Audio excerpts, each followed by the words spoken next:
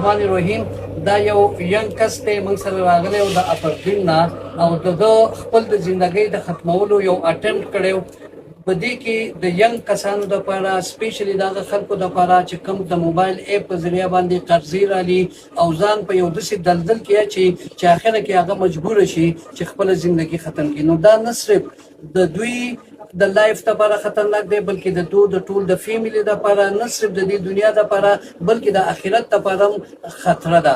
لہذا د دوی یو څو خبرې تاسو سره کوي چې دا ویډیو سټیپ او صرف د دې لپاره کومه چې زمونږ دا ینګ جنریشن چې دی په کوم خطا باندې اخته دی چې د خدای لپاره د هغې نه قلار شي. تاسو خپل دغه شیر کوئ خلکو سره. زه به خپلو ټولو پښتنو ته صرف یو پیغام ورکړم چې نن چې به زه کوم حال یم زما دې حال ته وګورئ. لہذا چې څومره لون ایپس دي یا د جوارۍ کم څیزونه دي یا څومره پلیټ فارم دي د هغې نه ځان وباسئ.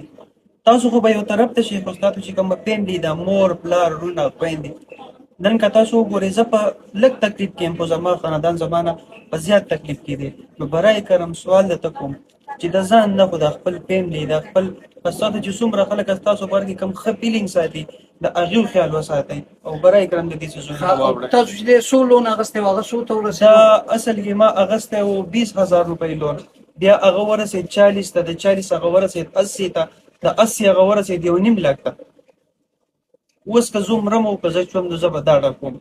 برای کرم د خپل ځان وساتئ د دې څیزونو نه. Thank you very much. Thank you.